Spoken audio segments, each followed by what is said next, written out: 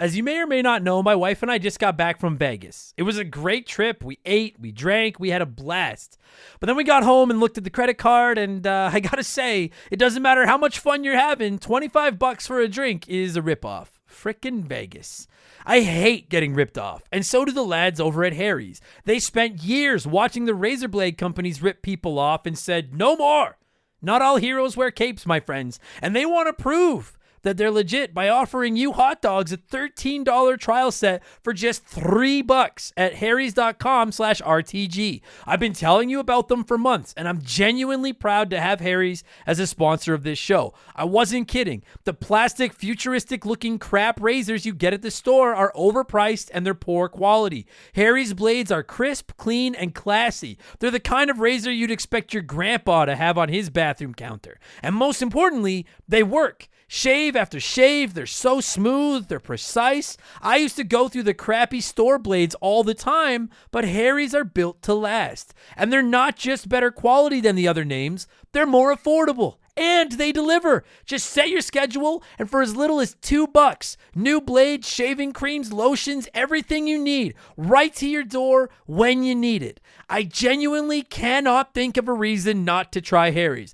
And I'm not just saying this because they're sponsors. They're the best shaving supplies I've ever used. Try them out, and if you're not happy, your shave's on them. And unlike the other subscriptions, they're really easy to cancel if you want to too, which is a nice bonus, but believe me, you're not going to want to cancel. Getting ripped off isn't funny. Switch to Harry's. Get started with a $13 trial set for just $3 at harrys.com/RTG. That's harrys.com/RTG for a $3 trial set.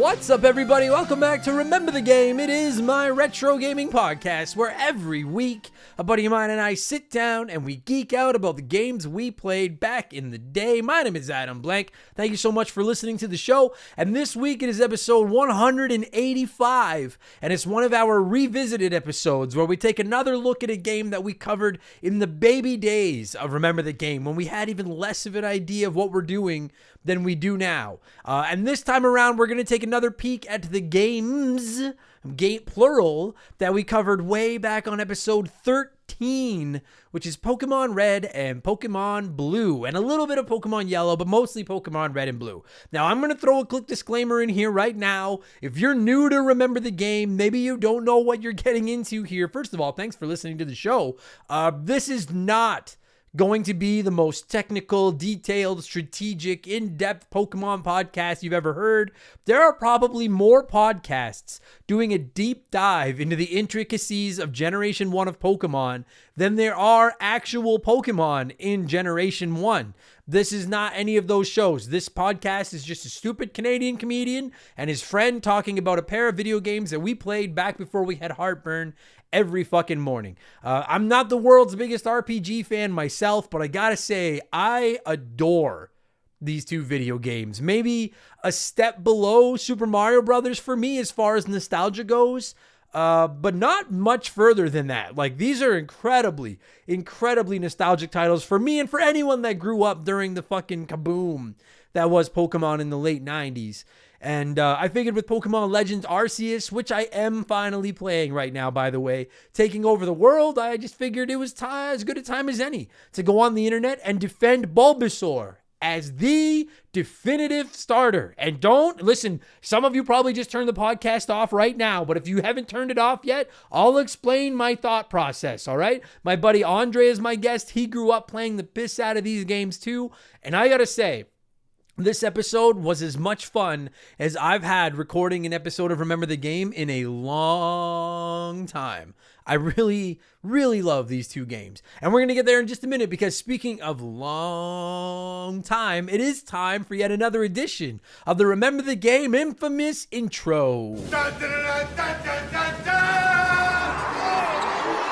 If you're new to the podcast, welcome aboard. Consider this your warning. Our intros are kind of long, but they're not boring. Imagine our intro is like a really long road trip with your parents back when you were a kid, but we're your copy of Pokemon Blue, we're your Game Boy, and we're the extra set of batteries you snuck in the car. So we're going to make the road trip fun, I promise. We have merchandise, hoodies, t-shirts, coffee mugs, posters. It's all rocking badass art drawn by my man Joe. You can check out all of Joe's art over at 4545creative.com. I'm very grateful to be partnered with such a talented motherfucker. And you can find all of our merchandise at rememberthegamepodcast.com. If you're interested, it is a great way to support the show. We would appreciate it. And of course, if you don't like clothes, or even if you do like clothes, but you're just like, I don't really want everyone to know that I listen to this idiot's podcast, which I think is fair. If you don't want to support us over there, you could always consider chipping a little bit of change out of the fucking ashtray of your car and throwing it to us on Patreon. It's only $2 a month, and you're going to get 2 additional podcasts every freaking week. In exchange for it, you get exclusive access to my gaming news podcast, Game Patch, every Friday, where I look at all the biggest news in modern gaming and I add in my opinions and some profanity and stuff like that. And you're also going to get access to Expansion Pass every Thursday, which is a different show every week. We do game rankings, we look back at characters, consoles, we do just gaming discussion, there's comedy episodes, game reviews. This past week on Expansion Pass, we looked at the game release schedule for 2022 and talked about the games we're most excited to get our hands on over the next 10 and a half months. And as is becoming tradition during the intro, here is a sneak peek of last week's episode of Expansion Pass, our most anticipated games of 2022.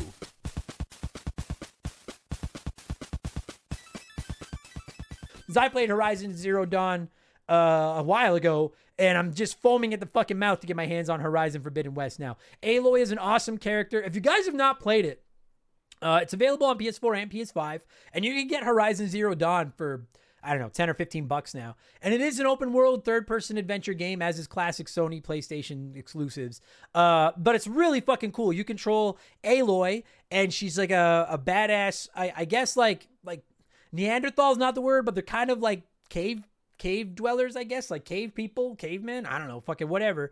But like, you're not fighting like dinosaurs, like traditional dinosaurs. You're fighting like these giant robotic fucking dinosaurs. And they're so badass looking, and you get to use like a bow and arrow with all these different types of bows. And as you play, you unlock new attacks and bows and stuff like that. And I don't want to spoil anything from the story of the first game, but you slowly come to learn why there are these giant robotic dinosaurs dealing with fucking people that live off the land and stuff like that. And it's beautiful to look at. It's super fun to play. The dinosaurs are fucking awesome. The combat is rad. The story's pretty good. Aloy is an awesome character. And yeah, Horizon Forbidden West is easily one of, if not I'll throw my official kind of top 2 or 3 ranking at the end.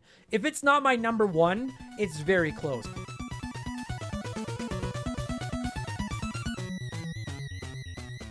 So that was last week, and now for tomorrow's Expansion Pass, I'm actually going to drop another game review on you nerds, spoiler-free, as are all of my modern video game reviews. I'm going to take a look at Nobody Saves the World, which is an action game with RPG elements from Drinkbox Studios, the same nerds that made the fucking outstanding Guacamelee games. I have been completely obsessed with Nobody Saves the World over the past few weeks, and I've committed to reviewing more modern games on the Expansion Pass moving forward. So bada bing, bada boom, that'll go live tomorrow. And again, $2 gets you access to that. Game Patch Friday, instant access to approximately 200 archived episodes. Plus, you're going to get access to our Remember the Game Discord. You get the chance to vote in our Patreon poll at the beginning of every month. You can submit comments to be read on all of our shows, and you're going to get a shout out and get to hear me mispronounce your name like I'm about to do most of these people. A huge thank you to all of our newest Patreons, and there's some doozies in here that I'm 100% sure I'm going to fuck up. But a huge thank you to all of our newest Patreons: Kurt Edwards, Kushman55, Sonic Adventure 2 is the best game, Sean Ramos, Galloping Gigolo, Kevin Goldade, Susanna, Jordan Rosenzwig, Gus Bus, Bren Butler, Dan Norberg, Michael Melito, and Big Shoots 82. Jordan in particular, I'm 100% sure I fucked up your last name. I apologize. But thank you all so much. Welcome to Remember the Game Industries, patreon.com/rememberthegame. And just to wrap up my sales pitch, as I do every week, 5% of our Patreon every month is getting added to a pool that I'm going to donate to the Stollery Children's Hospital in Edmonton in December as part of my 24-hour charity stream. So not only do you get a bunch of extra podcasts and stuff, but you're helping the children out as well. So wins all around. And also, finally, you can find me on Twitch. If you're interested, go to twitch.tv and look for Remember the Game. I'm there Tuesday nights for sure, and then just a couple of times throughout the week whenever I get a chance to hop on there, all right? That's enough blowing myself. Let's blow some of you by blowing in the cartridge. It is our opening segment here on the show. I read a few comments and questions from our Patreons, usually gaming related, but not always, and we call this segment Blowing in the Cartridge. He blows all right. He blows big time. That's it, honey. Get into the spirit. Let's blow. Our first blower this week is Eden Awaits 1981, who wrote in and said, Bonjour. Bonjour, Eden. I just wondered how you and the missus are getting on with the Xbox Series S. I bought one last month, and I'm so glad I did. I don't have a 4K TV, so it was a fine way to go for me. Everything runs silky smooth, and loading times on everything I've played are super fast to non-existent. What a great little console. Yeah, it's fucking awesome, Eden. If anyone listening to this doesn't know, I've had a Series X for about a year now. But a couple weeks ago, we saw an Xbox Series S on the shelf, and we wanted one to put downstairs in our living room because I do most of my gaming upstairs, and my girlfriend is a very passive interest in video games, so I thought, hey, a Series S would be great. She could try out a couple of games off Game Pass, and then it's easier for me to work on my save files, whatever it is I'm playing downstairs, without having to unhook my Series X and take it down there when she's trying to sleep at night, and I don't want to be up here making noise, and blah, blah, blah, blah, blah, blah, blah. And same thing, I don't have a 4K TV either in this house, so I haven't noticed the lack of 4K. I think we've been playing It Takes Two downstairs together on the Xbox Series S, which is fucking excellent, by the way. It Takes Two, I mean. And I've also been playing Nobody Saves the World, and then just dinking around with a couple of other games. And same thing. Truthfully, other than the fact that like I'm using a white controller instead of the black controller that came with my Xbox Series X, I'm not really noticing any difference at all. They both seem to run silky smooth. It's fucking, if you've got one console and you're in a position like, you know, where you're fortunate and you want to be like, I want to put a second system, you know, in the bedroom or whatever, it's fucking awesome because I log into both of them with my account and then my saves transfer instantly. Like it's fucking seamless. It is, I'm thoroughly impressed. Plus the Series S is I can't get over how tiny it is. Like it's really, really fucking small. Yeah, I like 9 out of 10. I am fucking thoroughly impressed. The only drawback I could think of with the Xbox Series S is obviously the disc drive. I don't play a lot of physical games, so that doesn't really matter to me. I like my games digital, and particularly when it comes to, you know, Game Pass. And there's less storage on the Series S than there is on the Series X, but you can expand that fairly easily if you want to. Yeah, I have zero regrets about buying the Xbox Series S. I think it is a fucking awesome little console. Really enjoying it. Thanks for writing in, Eden. Kyle Shreve wrote in and said, do you think we'll ever hit a point where we get the final version of consoles? Eventually, graphics and load times will hit a point where we won't want to pay $500+ for a better version of them. And essentially, that's all that upgrades with each system. The PS5 is just a fancy PS1 with better graphics and load times. Outside of Nintendo, who keep reinventing the wheel each generation, nothing new has come along forever. Do we ever top out, or will my kids be playing a PlayStation 10? That's a good question, Kyle. I don't know if I would go as far as to say the PS5 is just a fancy PS1 with better graphics and load times, because you've got stuff like the DualShock or the DualSense controller. You've obviously got online and all that kind of stuff. But I mean, I understand what you're saying, and I have thought about that myself many times. I'm like, dude, like in 20 years from now, like when did the original PlayStation launch in North America? It was mid-90s. So just round up and say it's been 30 years. From the original PlayStation to the PlayStation 5. I think it's closer to about 25 years, but just whatever. 25 to 30 years for 5 generations of PlayStation. So in 25 years, will we be on the PlayStation 10? And the question, I don't know. Like, I think that's a great question. I do think streaming is going to be a big part of gaming moving forward as the internet gets better. Maybe we won't be buying consoles as much because you won't need to buy a console. You'll just be streaming everything. Listen, you guys, anyone that's been listening to my show for any length of time knows that like I hate streaming games, but I still think that's where music went. That's where movies went. I think that's where it's going eventually. I mean, plus who knows with the whole metaverse thing, and fucking like Ready Player One and VR. Maybe we're not buying consoles anymore. Maybe you're just going into this VR world and then playing whatever the fuck you want out there. I guess if you ask me to place a bet now on what things will be looking like in 30 years, do I think there'll be a PlayStation 10? No, I don't. I think that, yeah, we'll probably be all in VR at that point or something like that anyways. But I do wonder that it's not so much about like whether or not there'll be a PlayStation 10. I do wonder that too. Like, is there still going to be, like, will they still be releasing brand new consoles in another fucking 25 years? Like, I'm 38. Like, when I retire, are they still going to be releasing new systems? And if so, how the fuck am I going to afford them? I don't know, but I think we'll all be playing in VR by that point. And I'm lukewarm on VR as well, but I still think that's where we're all going to end up someday. Thank you for writing in, Kyle, and I hope that my answer did not suck. Banjo the Bear wrote in, oh, I know a bird named Kazooie. That's fucking weird. Banjo the Bear wrote in and said, Adam, love your podcasts and all you're doing. It's quality content. Thank you. I've been listening to your podcast a lot lately and even shared some episodes with my wife, who loves how much you hate the fucking octopus from Diddy Kong Racing. I hate that octopus. Question: if you could remake any 3D modern game into a 16-bit SNES game, which would you recreate / remake? That is a great, like, demake, I guess. That's a really good fucking question, Banjo. And I don't usually write my answers down in my notes because I like to just go by my gut and just wing it and just answer fucking right off the top of my head. Kind of wish I'd fucking written something down for this one because I don't know. If I could remake any modern 3D game into a 16-bit SNES style game, which one would it be? I'm trying to think. Ooh. I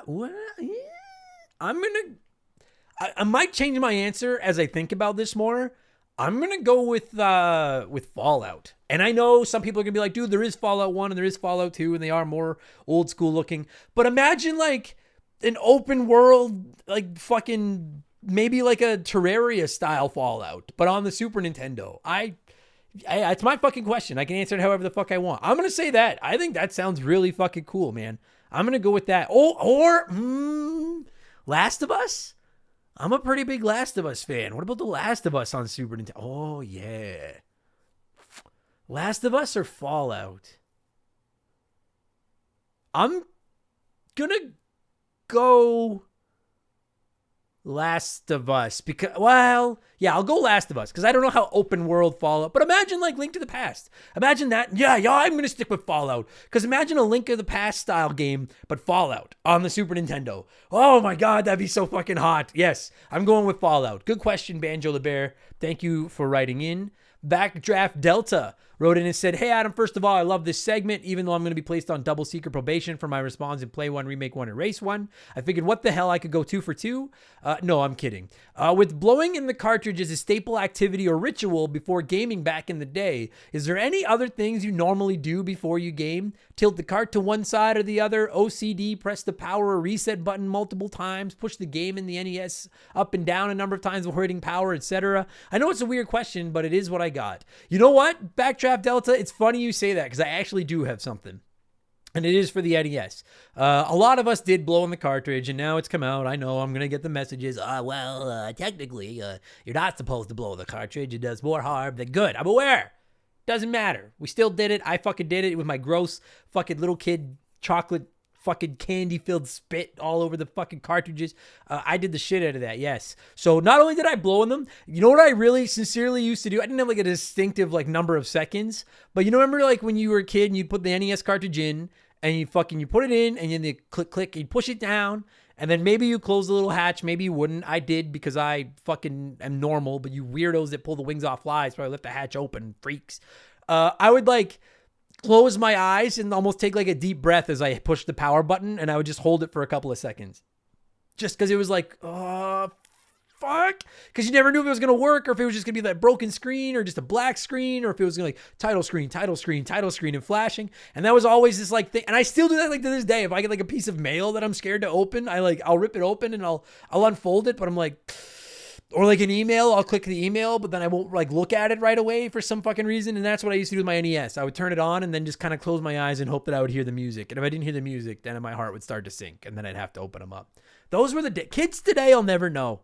These kids today with their, our games just fucking work. You know, little fucking pussies. Thank you for writing in, Delta. Adam Stanley wrote in and said, hey, Adam, I'm not sure if you've ever talked about this, but it's a two-part question. What are your thoughts on physical versus digital? And what is your holy grail of physical copy if you could have one? Mine would be the SNES Chrono Trigger because I had it as a kid and my parents said we better get rid of the SNES if we want a PlayStation. I'm still bitter about it. And I've wanted an actual SNES copy of it since. Have a good one, sir. Adam, you don't have to call me sir. I mean, you're an Adam. We are, we're the A students of society. We're Adams. To answer your second question first, I have talked about that before. I probably go 95% digital with my games, not just because of Game Pass and PlayStation Plus and stuff like that. I just prefer the convenience of not leaving my house. I click download, the game is there. I can fucking switch between games whenever I want. The only time I really go physical is if I think it's a game that I might sell, if it's a game that my girlfriend might want to play on her Switch, or if I get like a really, cheap copy of something, or else I buy a lot of physical games from the retro stuff. For the podcast. But by and large, all things being equal, I'm buying digital pretty well every time. And as far as my holy grail of a physical copy of a game, I've always said my white whale is a retro Miss Pac-Man machine. But if we're talking just like cartridges for video games, I would love to get another complete in-box copy of Earthbound. I had one as a kid, I probably threw the box out. I decimated the manual, ruined all the stinky scratch cards. But I would love that. Yeah. Like that would be my holy grail as far as, physical games would go. It would be a complete inbox with the stinky cards and everything Earthbound. Cause I fucking love that game. Nobody send me, you people, like the listeners are so nice and you guys are always sending me things and I appreciate it to the PO box, but don't send me a complete inbox Earthbound. Fuck no. Just give that money to the fucking children's hospital in your town or something. Spaz or Not wrote in and said, short time listener, first time writer here. With Horizon Forbidden West coming out on Friday, are you planning on getting it on release? I've taken the day off work, and with President's Day here in the States, I've got a 4-day weekend, so I'm stoked to spend most of it on Horizon. Cheers, and thanks for putting out the podcast. Really helps me get through the day. Well, thanks for letting me help you get through the day, Spaz or Not. I appreciate that. I'm absolutely, you guys know, or maybe you don't know if you're newer to the show, I have a staunch no pre-order policy around these parts. Because again, I buy mostly digital. I don't see the need to pre-order because I can just buy the game whenever the fuck I want it. But the reviews, I'm recording this Monday evening, and as I record this, the reviews for Horizon Forbidden West are out. They're fucking awesome. And now that I know the game isn't broken anything, I'm actually probably going to buy it tonight and let it download so it's ready to go for Friday. I am planning to get it the day it releases. And frankly, I'm pretty goddamn excited about it as well. So hope you enjoy it on your 4-day weekend. Spaz or Not, 4-day weekend. That's fucking nice. And finally, before we move on, it's letter time. And Michael Matthews wrote into us and said, I thought about this all week. I'm a Nintendo guy, but hypothetically, how much different do you think the current gaming scene would be if Sega had won the 16-bit war? Would the Sonic series have become more consistent rather than the ups and downs it's had? Would we be on Vector Man 9 by now? Could it have made Nintendo into a third-party publisher? Shadow the Hedgehog? Stuff like this keeps me up at night. Michael, do you want to know the truth? I swear to God, I'm not making this up. I've thought about that probably more times than is healthy. The only what if when it comes to gaming I think about more than what would have happened if Sega had kicked Nintendo's ass in the console war is what if Nintendo and PlayStation had worked together. And we've talked about that before. I'll probably end up dedicating an expansion pass to that topic at some point. Quickly, if you didn't know, the original PlayStation console was going to be a CD add-on to the Super Nintendo. And then in the last minute, Nintendo fucked them over and went with Philips. And then Sony was like, well, we're just going to release this thing as its own console, and the rest is history. I often compare it to Spider-Man creating Venom. Nintendo is Spider-Man, PlayStation is Venom. And so there you go. What would gaming look like today if Sega had won the 16-bit war? That is fucking... Yeah, I mean...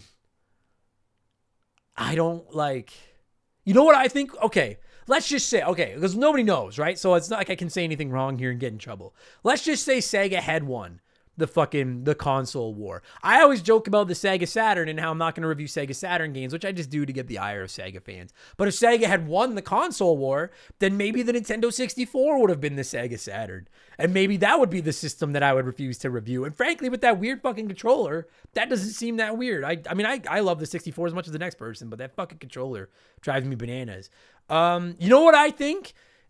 I think Xbox would have bought them If you don't know, Xbox went to Nintendo when they were working on launching the original Xbox and wanted to buy them, and Nintendo laughed them out of the building. That's come out like the last year or so by Xbox. They're the ones telling us that. And I think if Nintendo had been in dire straits and had not been able to make consoles anymore, if they had been the one that lost, because you got to imagine if they had lost the 16-bit war to Sega, then by the time the Xbox, Dreamcast, Nintendo 6 or GameCube, PS2 era came around, Nintendo would have been in Sega's spot. They would have been on the ropes. I think maybe Xbox would have bought them when they came to talk to them, as opposed to getting laughed out of the building. And maybe Mario and everything would be on the Xbox Series X right now. Fucking, that's... So no Switch. That, oh God. And I'm not showing my bias here. I'm pretty happy with gaming right now, so I'm glad that didn't happen. But yeah, that's what I think. I think Xbox would own Nintendo right now if they had gotten their asses kicked by Sega. That's what I think would have happened. Good stuff. Thank you for the question, Michael. Thank you to everyone that wrote in again this week. I love reading these. I'm sorry I can't read more of them, but we got more segments to get to. So let's move on and let's get into our Smash Hits segment, the official game show of Remember the Game Industries. Play one, remake one, erase one.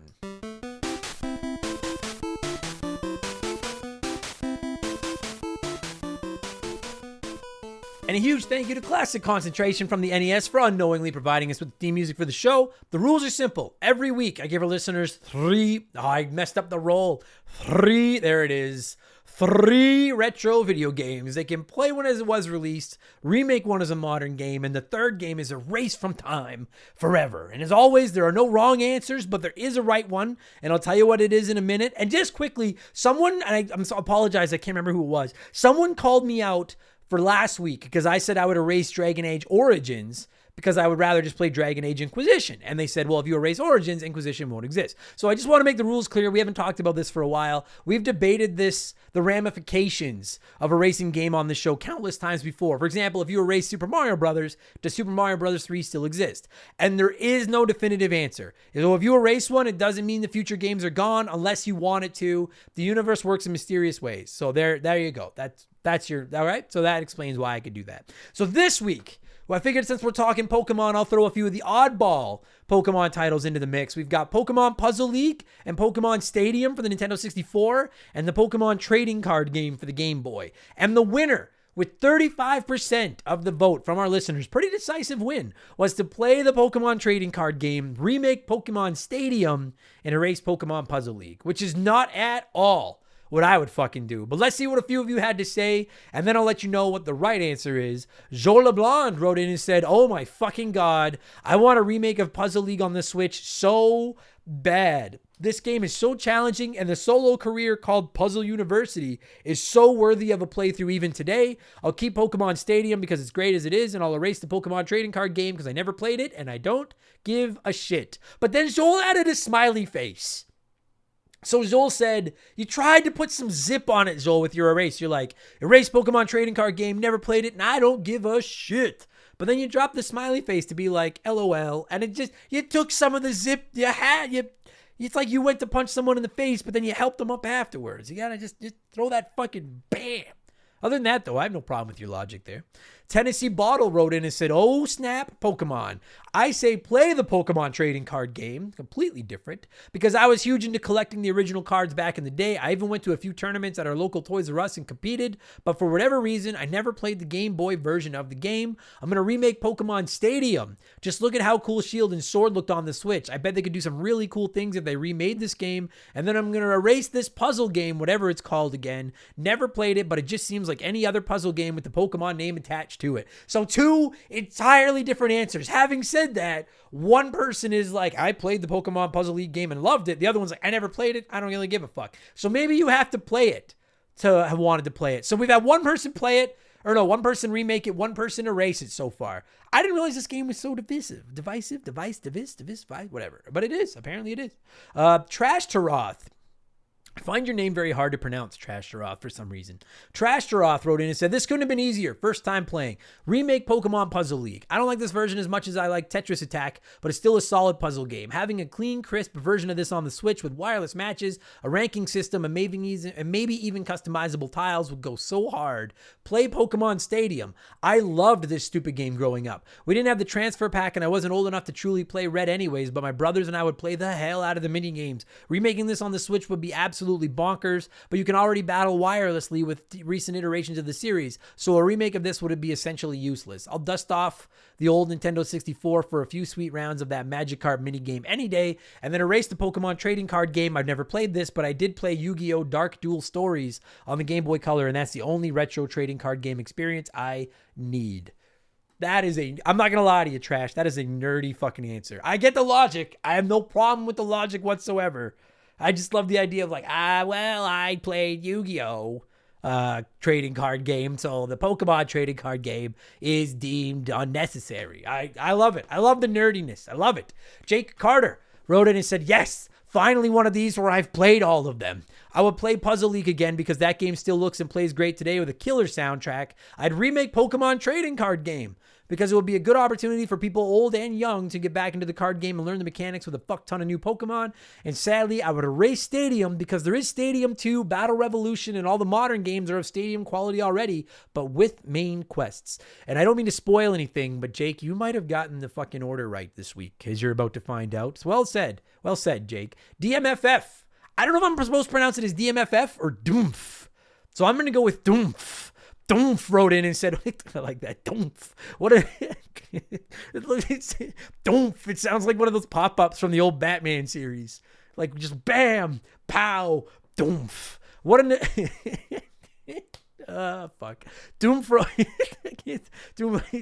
in and said, what a nostalgic lineup of games for my first entry. Play Pokemon Stadium. I had so much fun with this game and my Pokemon Yellow as a kid. This game was also the premier way to battle Pokemon against your friends back in the day. Plus, being able to play your Game Boy games at higher speeds with an excellent quality of life addition that they didn't need to add but did. Plus, my copy still has some strong teams saved that can be used for battles and 2 hilarious teams of various Pokemon that only know Metronome. Still a blast to play to this day with a couple of brews, puffs, and bros. Remake the Pokemon trading card game. I played this game nonstop when it first came out. Well, I had a lot of fun with it back in the day. I think the game could use a fresh coat of paint, updated cards, and online play. That would be the recipe to getting me to play the Pokemon trading card game again. And erase the Pokemon Puzzle League. I had fun with this game as a child, but it was mainly for the Pokemon aesthetic. The game overall has little to do with Pokemon, and there are much better puzzle games out there. Goodbye, Puzzle League. I disagree with your logic, Doomph, or your order, but I understand the logic. And you're probably not wrong. There probably are better puzzle games out there. They just said this one had Pokemon on the box. I understand your logic there. I get it. And finally, Dave McGee wrote in and said, play Pokemon trading card game because I don't know the rules and I would like to. Remake Pokemon Stadium, updating the graphics and play style, throw it in the Switch, yes please. And erase Pokemon Puzzle League because I'm not for. You better fucking check yourself, McGee, because I disagree with you adamantly. Only 10% of you voted the way that I would go, which is the right answer this week, including Makeshift Money. And I never agree with that son of a bitch, who wrote in and said, play Pokemon Puzzle League because McGee hates meatloaf. And if you don't know, if you're not in our Remember the Game Discord, McGee is a longtime listener to the show who has been writing in constantly lately on our Discord complaining about meatloaf and what a subpar food it is, and he's basically turned the entire community against him. So I agree with you, Makeshift. Play Pokemon Puzzle League just to spite McGee. Remake Pokemon trading card game and pretty much just put the trading card game online a la Hearthstone and make more money than most nations even have on this planet. And then Makeshift would erase Pokemon Stadium because it requires a ridiculous amount of hoops to jump through to be used properly. Good concept, terrible in practice. I don't remember it being that hard. I never tried to transfer my game off the cartridge, though. I always just used the rental Pokemon. Regardless, while I may not agree with your logic 100%, I absolutely agree with your order because that is the right answer. That's what I would do as well, Makeshift Money. I would play Pokemon Puzzle League because I fucking love puzzle games, and I've never played this one. And I'm always willing to give a new puzzle game a shot. So I'm in. Let's play it. I'm going to remake the Pokemon trading card game because I've never played it either. And I don't want to play it on mobile, and I don't want to play it in person. I just want a really good, awesome Switch version. So let's fucking just do that. And then I'm going to erase Pokemon Stadium, which might not be a popular take, but like, As cool as this was back on the 64, and it was neat. I played with it back on the 64. But as cool as it was back then, and as cool as it might look on the Nintendo Switch today, it's the only one I've played, and I would rather try a puzzle game and a card game that I've never played over watching my Pokemon fight. I can do that by just playing regular Pokemon. And while I rarely care about a video game's graphics, if I was going to remake Pokemon Stadium, I would rather wait for Nintendo's next console and just make it look exactly like the old cartoon. Then maybe I'd be interested. But that's what I would do as well. So thanks everyone that wrote in and played. What have I been up to over the last 7 days? And then we'll talk some Pokemon Red and Blue. I played Secret of Mana. I'm done it. It's over. We're going to be recording it. That might even be next week's episode. I don't know when it's going live. But in the next few weeks, you'll have an episode about Secret of Mana.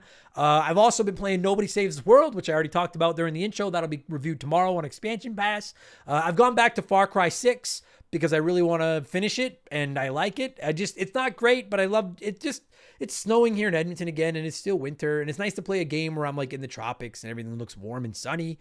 And then I have been playing Pokemon Legends Arceus.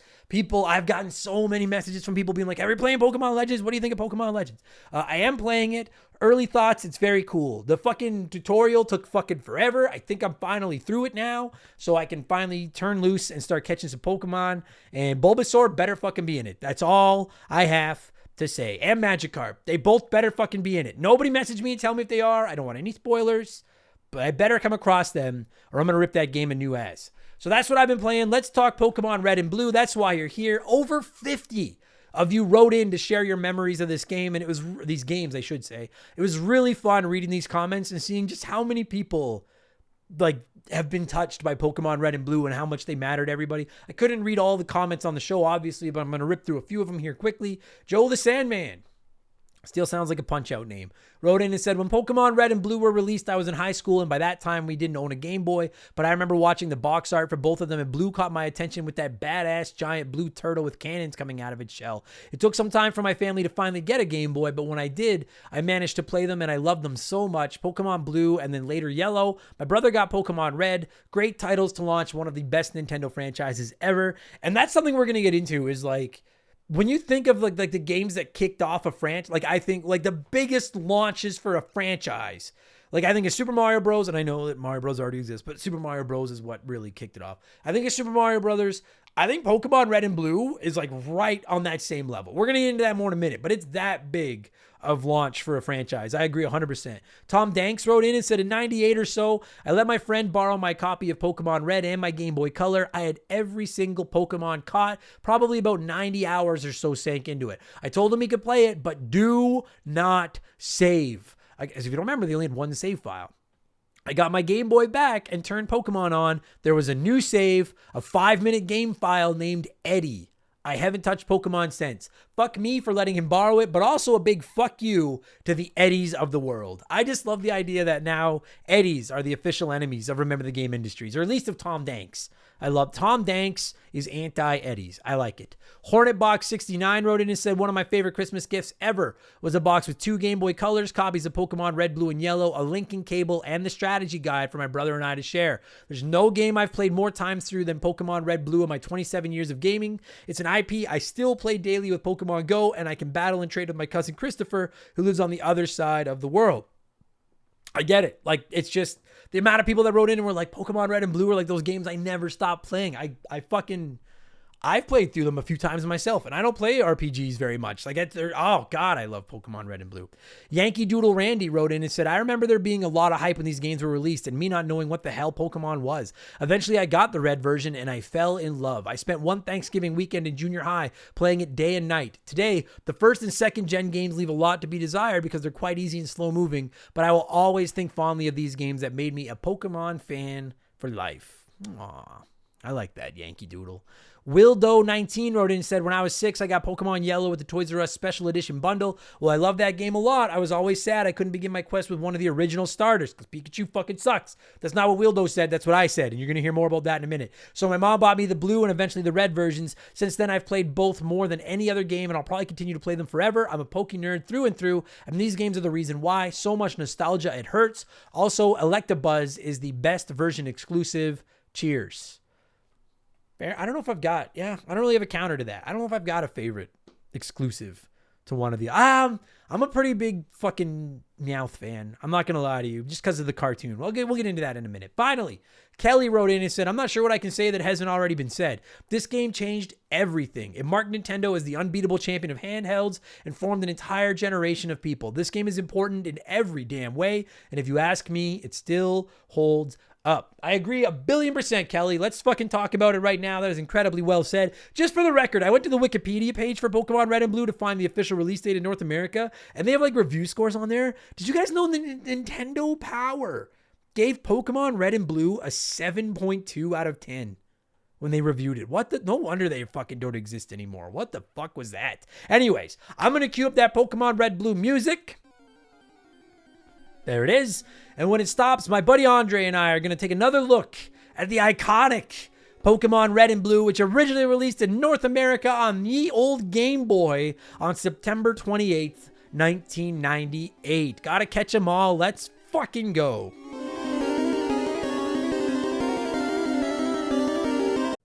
This show is sponsored by BetterHelp. Everyone that listens to this podcast knows about our illustrious CEO, my dog Molly. But the other silent partner behind the scenes is my wife. And let me tell you, my friends, a 17-year relationship with another person that has to talk to and live with you is a lot harder to maintain than one with a dog. We've had our ups and downs, and as you all know, a relationship isn't all sunshine and rainbows. They can be a lot of work. You get out what you put in when it comes to relationships, and talking to a therapist can be a fantastic way to put in some work. They can help you work through your issues, learn to communicate better, and even just provide you with an ear to bend when you need it. I've talked to my therapist about my relationships, especially when it came to my stand-up comedy career and how much I was away from home, and they helped me work on ways to keep my relationship strong even when I was out on the road. It turned out our relationship was actually better when I was out on the road, but that's a story for another day. And I know, right? Therapy. Who has the time these days? BetterHelp hears you, and they're making it easy. Fill out a quick form online, and they'll match you up with a therapist that suits your needs and that'll work around your schedule. You pick the meet times, and you can get your therapy fix from anywhere, over video, phone, or just chat. Become your own soulmate, whether you're looking for one or not. Visit BetterHelp.com/rememberthegame today to get 10% off your first month. That's BetterHelp, HELP.com/rememberthegame.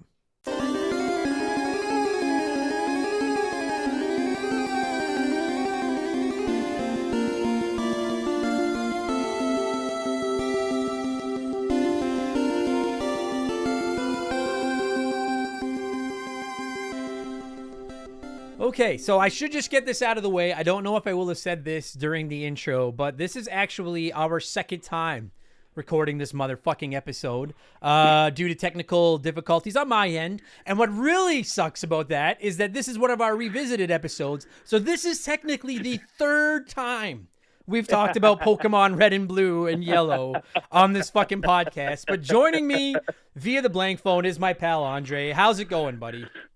I'm really good. How are you, buddy? You know what? Ask me when I know that we have this fucking recording locked and loaded, and I'll answer that question then. Because motherfucker, I'll ask you the next time on the show. Yeah. How are you from last time? Well, it's funny though, because I was saying to Andre off air before we started, at least like the episode we lost was like a good episode. Like it was Pokemon. It wasn't like the fucking Sonic Adventure 2 episode from a few weeks ago. If I had to record that episode again, I might have a fucking brain aneurysm. Like I can't take that shit anymore. Whereas Pokemon Red and Blue, like who does it like these? I honestly wonder that. Like I honestly want to know if there's people out there that don't like these games. If you don't like the Pokemon franchise as a whole, or you don't like the modern Pokemons or fucking whatever, sure. But like, I really would like to know, is anyone out there like just objectively anti-Pokemon Red and Blue?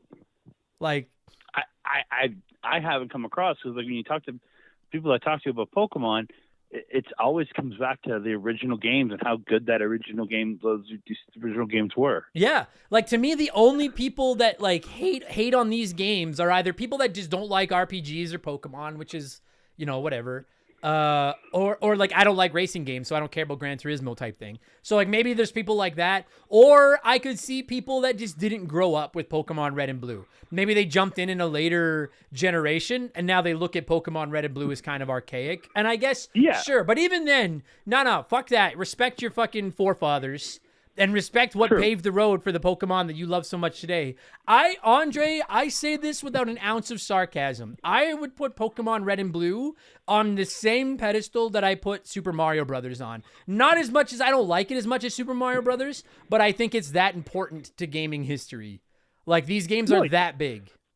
This game itself, and then the subsequent games, it's as a lot of people call it, and I don't think of it that way, but baby's first RPG. Mm-hmm. So it can introduce a younger person to the RPG format on how to build a team, all that stuff, and get them. It's a lot of people's first RPG, so it instills that love of RPGs in a lot of people. Yeah, see, I do call it baby's first RPG, and I don't mean that disrespectfully, because like there's a surprise. We're gonna get into all it, but like there's a surprising layer of depth to these Pokemon games, as everyone that's played them fucking knows. I just mean that like I don't know, if you like to me, if you were to put Pokemon Red and Blue up against what's another game from that era, say Final Fantasy 3 for the Super Nintendo, or Earthbound, or one of those types of games, like in some ways Pokemon is deeper, you know, because you're playing the strengths versus the weaknesses, and you know, picking your team and blah blah blah blah blah. But like,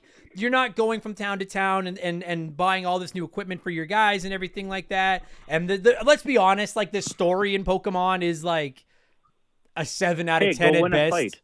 Yeah, exactly. Like, the story's nothing to write home about. It's the fun. Like, that's what it comes down to, is the fun. And I could totally see, like, my first RPG was Final Fantasy 2, which is why I'll always love that game. But like, I could totally see how this could be somebody's first RPG. And it's funny because I could see how this could turn you on to the RPG genre, like, as a whole. And you're like, I love these games. I could also see how this game would, like, you could play these and then try something like an Earthbound or a Final Fantasy and be like, nah, this isn't Pokemon. Like I could see how this would almost give you like I'm trying to think of like tunnel vision. I mean, like, this is what I want my RPGs to be. I collect these fucking, like, let's call a spade. Pokemon, you collect animals and then make them fight each other. Like, it's kind of a morbid concept. It's kind of like you're sending children out to make animals fight each other. Almost like building a serial killer. Yeah, and that's the other thing, is you're right. You're like, you're fucking, it's children. Ash, or whatever you want to call, like, whoever you name your main character in Pokemon Red and Blue, like, it's a fucking child. And your parents are just like, nah, go, fucking leave. Imagine today, for all of you listening to this that have children, like, imagine taking your, like, 10-year-old son or daughter and dropping them off on the edge of town and being like, go catch some animals and then travel the world and make them, like, go to a cockfighting ring fucking somewhere. No. It's your mom going, hey, go see the old guy that lives next door and he's going to give you something. That's just creepy in its own right. Yeah, you're right. Totally it is. And then it's just like, that's what Pokemon is. It's going to the weird man next door's house for a treat and then traveling the world doing underground cockfighting rings. That's what Pokemon is. The real question is Pokemon, is the kid dealing with what's actually happening to him, or is it real? Yeah, it's funny because, like, I know that it's funny because I know that, like, the very, very, very, very, and I'm not, listen, I should have said this 5 minutes ago when we started this conversation. I understand how passionate Pokemon fans are, and I heard about it when we did Pokemon Red and Blue the first time. I'm sure I'm going to fucking hear about it again. Please don't yell at me if we fucking forgot something or didn't bring up your favorite Pokemon. Can yell at me. Yeah. Just yell at me on Twitter, at that Canada guy. Yeah, there, yell at that Canada guy on Twitter. Leave me the fuck. I get yelled at enough. But, like, you all know that. There's got to be, I bet you there are more podcasts on the internet that go deep into the strategies and the lore of Pokemon than there are Pokemon. Like, you can find those episodes. You guys know what this is episode 185. You all know what this fucking is by now. Now, having said that, what was I was gonna rant about something else, and now I don't remember what the fuck it was now. God damn it. Anyway, so we're talking Pokemon Red, Blue, and Yellow. This is where it all started. I'm gonna get this out of the way right now, and then I'm gonna kick the ball over to you and see what you have to say. I have not played a ton of Pokemon. I played these ones as a kid. I played X and Y. I played Sword and Shield. and then I played one other one that I don't remember which one it was. But I got to be Emerald. honest. Emerald, thank you. I got to say, this is, as of now, and I have not played Arceus yet. So fucking, for all of you that are like, when are you going to play Arceus? Hopefully by the time you're hearing this, I've started playing that game, but I've not played it yet. As of right now, good. Red and Blue is still my favorite Pokemon game. So I'll ask you, like, what's your favorite generation? My favorite generation is 2. And to be honest, I never owned this game as a kid. I played it because I would borrow my friend's Game Boy and play it, but I was never allowed to save. So I got as far as on one side of batteries. If I pushed it, I could get about 7th, 8th gym, and then it died. That's like why wouldn't he let you save? Just because he didn't want you to overwrite his save? What single save file, right? Yeah. Because he'd be playing it, so he didn't want, but he'd let me borrow it so I could play as long as I didn't save. And that's So that's it never evolved. what a cock trade tease. Pokemon. Like what a cock tease that is to fucking be, and especially because like you said, you're playing it on a Game Boy, so like at some point those batteries are gonna die, and there's nothing you can fucking do. It's not like an NES. Like imagine if this was like a Super Nintendo game, and you were like, "Well, I'll just leave it on and turn the TV off." You block the light and you turn the TV off. Yeah, power move. But like the old Game Boy, at some point you're fucked, and you're like, "Oh, all my little friends, you're all dead." Like that's fucked, dude. I gotta say, like, and listen, I have very few bad things to say about this game. I adore this fucking game, but like, I would love to see like a behind the Pokemon like special on TV, like a behind the music, behind the laughter type like expose on this franchise. Because when you really dig deep, you're like, not only is the that's what remember I said I forgot what I wanted to talk about. That's what I was gonna say. Is like I know the origin of Pokemon has something to do with like. Whoever thought of it used to collect bugs or something, and then was like, "Oh, this would be a cool idea for a game," or whatever the fuck it is. And that's a cute, fun origin that I like. But like, I could equally be convinced that somebody wanted to make a fucking like dog fighting game or a cockfighting game, and was like, "Well, we can't put that on Nintendo." And they were like, "Well, let's just make up animals." And make them the guy fight. who collected bugs, he came up with the idea of the game. He's like, hey, we should have a game where people can go collectively think. And then the guy that liked dog fighting came in and it's like, oh, we can make them fight each other. Yeah, but then they were like, we can't have death on the Game Boy. And they're like, well, they'll faint. They just faint. Yeah. That's all it is. They just faint. Yeah. So like that's what I wanted to say. When you look at the seedy underbelly of Pokemon, it's like no, it's basically fucking like dog fighting for children. And then you're like, not only is that kind of shady, but you look at the way that like Game Freak and fucking Nintendo, like, listen, we've all bought these games, but they're like one save file per game. Oh yeah. And then we took about 20 of the fucking little animals you want to collect and put them on the 2 different copies. So you're going to have to buy both. And then it's like, oh, not only do you have to buy both, but especially in the old days, like Pokemon Red and Blue, before you had Wi-Fi and shit, you're going to have to trade them with each other. So you're going to have to buy a second Game Boy too. And it's just and like, a link cable. Dude, imagine today, like if this was a brand new franchise today and they fucking released it like this, people would riot in the streets and be like, for sure. Everyone freaks out about how Nintendo makes us pay for their old games over and over and over again. But then it was like, in this game, they made us buy 2 copies of the game, 1 save each. So if you have more than 2 kids in the house, you're going to have to buy more copies. Plus, you're going to have to buy 2 consoles to trade them with each other. And it's just like, no wonder this is the biggest earning franchise in the world. You money-grubbing motherfuckers found a way to sell every single one of us like 8 copies of it. Yep. Fuckers. But the thing is we all line up to buy the copies because it's such a great fucking game. And it's just it's you know what it is? It's heroin. It's video game heroin, and they found a way to get the needle into every goddamn kid on the planet's arms back in the mid-90s. And now here we are in 2022, and they just released Arceus, and we're like, that's new heroin? Let's buy it again. It's unbelievable. Unbelievable. It's heroin plus crack. That's that's Pokemon. Yeah, that like I'm trying to come up with a way to. Holy fuck! I need to drink a coffee. Fuck me. Anyway, like, listen, for anyone that thought that all that sounded negative and like I'm shitting all over Pokemon, I adore these fucking games. I've said it many times. Oh, yeah. Anyone that's listened to my top 10 RPG episode, like these games made my top 10 favorite RPGs. You said you didn't own them growing up. I didn't own the first generation. I didn't own Red and Blue or Yellow subsequently. Just I was one of the kids who had a Game Gear. Oh, you poor bastard. Fuck me, man. Jesus Christ. Well, at least your house. Sonic on the go, buddy. Yeah, I guess. That was And that means that your parents had like a your old man must have had shares in fucking Duracell. To have to be like, well, 6 batteries. Yeah, 6 batteries, and you can play a level of Sonic. Yeah. I'm not trying to shit on the game. I think the Game Gear was cool, but the battery thing was fucking ridiculous. I gotta say, like, so I owned this game as a kid, and I vividly remember this. My brother and I got my mom bought us each a copy. She brought home Pokemon Red, Pokemon Blue, and the Pokemon Player's Guide. And I don't know because I'm the older brother, so I don't know if I just flexed or if I just picked the one first, but like I picked Pokemon Blue. So if Pokemon Red and Blue will always be my favorite. And it's got the better cover Pokemon too. It does. And let's get into that. I wanted to talk about the player's guide, but we'll go back to the fucking player's guide.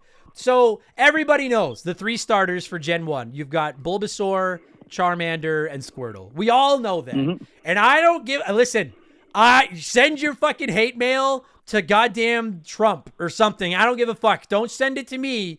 Bulbasaur is the best starter of the original 3, and I will not be swayed. And every time this comes up, I take shit from people that are like, he's just a bulb of garlic on a plant, and I'm like, yeah, he is. Squirtle, well, okay, is just a knockoff Ninja Turtle, and Charmander is a little bitch that turns into a fucking PMSing dragon that won't listen to you. I don't give a fuck what anyone says. There's a reason Bulbasaur is number 1 in the fucking Pokedex. If I'm not mistaken, please tell me I'm not wrong on that. Yeah, he's number 1. Thank number you. 1. It's because he's the best starter. And so I'll always be partial to Pokemon Blue, and I'll always be partial to Bulbasaur. What about you? What was your guy? I won't shit on you for it no matter what. Early on, before I got became aware of typing and things, it was Bulbasaur or Squirtle, because the first gym's rock, so I always pick Squirtle. But then as I got a little older and started playing Gold and Silver, and I owned Gold and Silver, and then finding ROMs and going back and playing Red and Blue. Once you kind of understand typing and everything, Bulbasaur is your number 1 starter, because he is useful in every single gym until you get to the 7th gym. Yeah, he's a beast. He's a beast. Where Charmander, what's he going to do against rock Pokemon? Nothing. He's going to scratch him. What's he going to do against water Pokemon? Die. Yep. Squirrel, yes, useful in the first gym. I guess not really useful in the second gym, but he's not a hindrance as Charmander is. Yeah, he's a push. He's in the not useful gym. in the third gym. Yeah, where Bulbasaur is still useful. Yeah. So it's funny, dude. I don't remember why I picked Bulbasaur when I first started playing this game. Because like I said, we did have the player's guide, which was fucking incredible, by the way. The player's guide for this game was so good because it like told you like which Pokemon were in red, which Pokemon were in blue, which ones you had to trade to get them to evolve. I remember it had 100. The sheer amount of time people putting into those things it's incredible. No, absolutely. It's fucking insanity.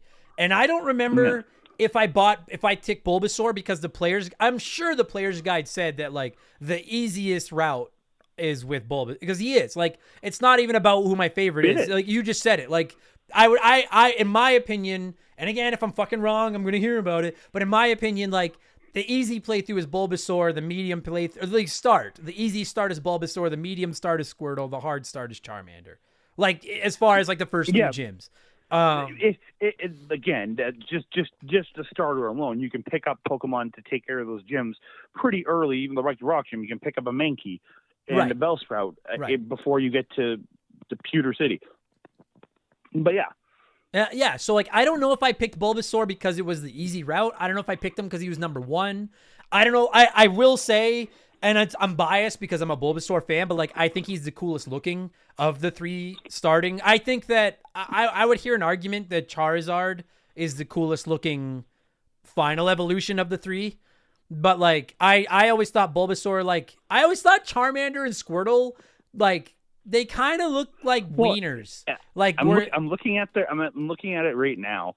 You have the Pokedex up, and it's showing the original sprites. Yeah. Squirtle looks kind of like a tool because he's all happy and shit. Yeah. And Charmander just looks pissed off to be there. His eyes are kind of badass, but but like Bulbasaur is literally leaping in the air, Yeah. like going to attack something. So like it's Bulbasaur. He looks like a little plant dog. Like he's on all fours. Yeah. He's a tough little tank. Anyway, so like we could go around this forever. But like, oh, and that's another thing.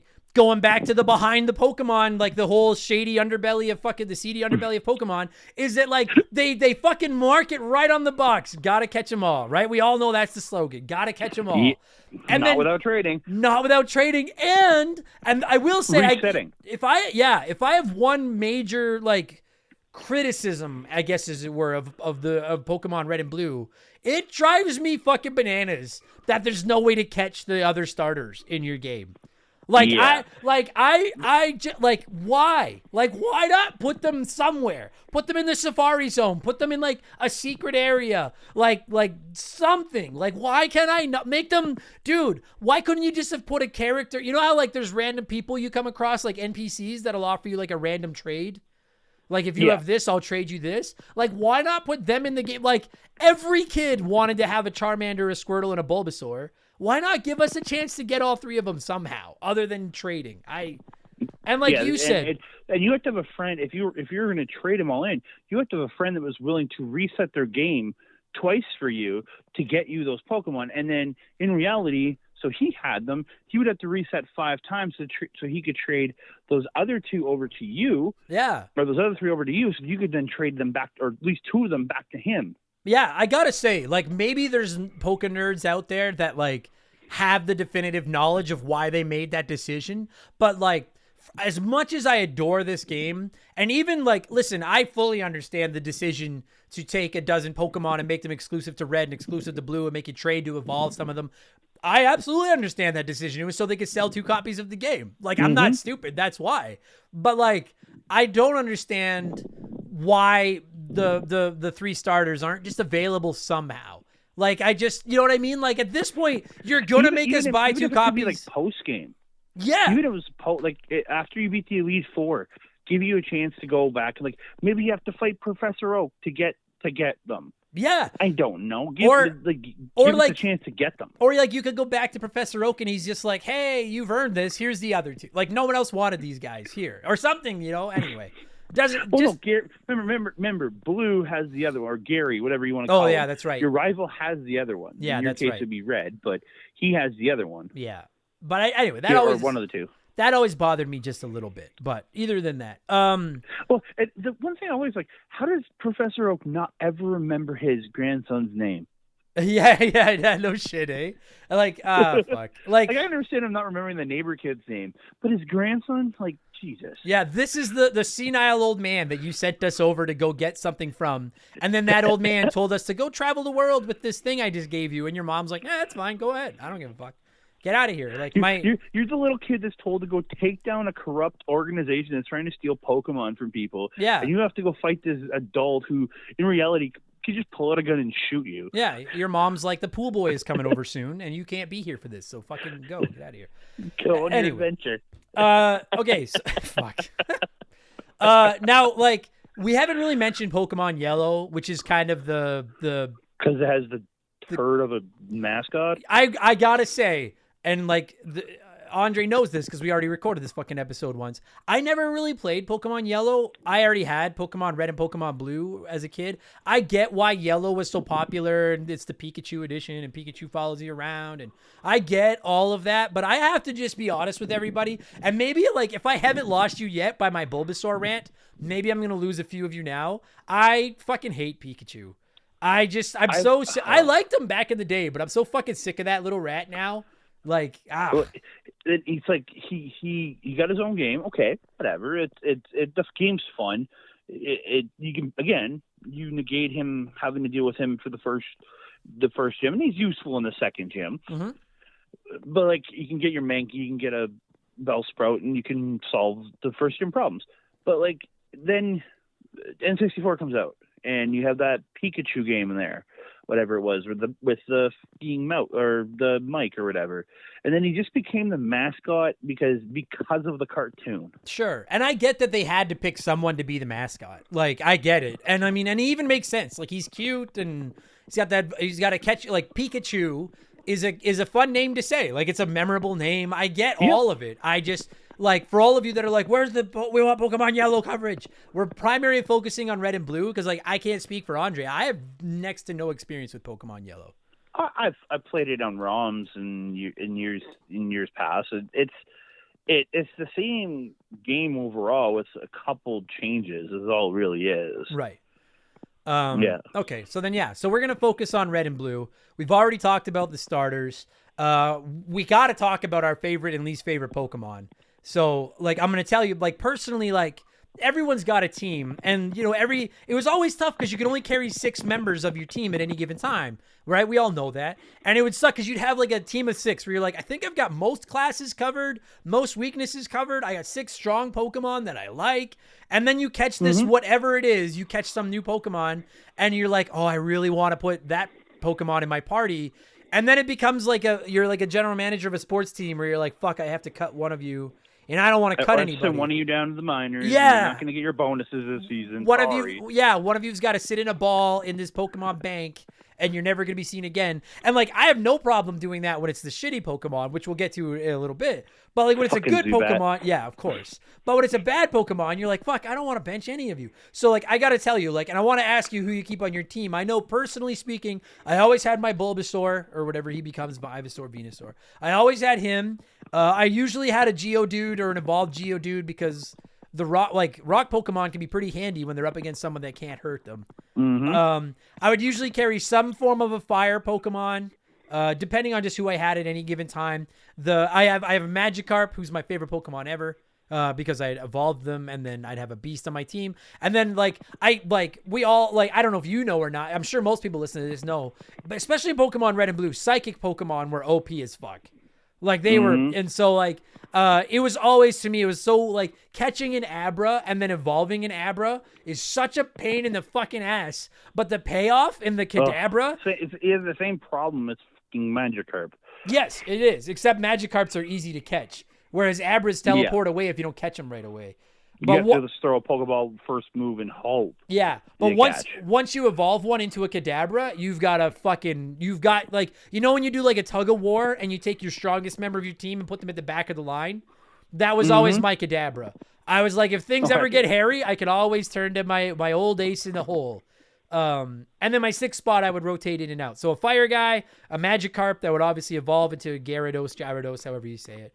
A rock Pokemon, a Kadabra, and then my starter, and then whatever my 6th one would be. So I will shut the fuck up because I know I'm talking a lot. Did you have a set rotation you'd roll most of the time? There's a couple, like Bulbasaur, and then as soon as I can catch a Spearow, I get a Spearow. And screw Pidgey, Spearow's better. That's a hot take. I mean, Spearow's cooler, but I always had a Pidgey first, so I always kept my Pidgey. Well, I always caught my Pidgey, but then as soon as I got a Spearow, Pidgey just gets kicked the fuck off my team. Poor Pidgey. And because Spearow's way more badass than a Pidgeot. Sure he is, yeah, but all right. Pidgey's got better hair. But all right, go ahead. And you got to run a flying Pokemon to use Fly come mid game, so you can hop around the map. But that sucked in a sense, but I would run usually Bulbasaur or Squirtle, depending which time I was playing. And then again, I like Kadabra is always your go-to because he's arguably the first psychic Pokemon you get, and by the time you get to later psychic Pokemon, your Kadabra, most of the time, most people only had a Kadabra. Yeah.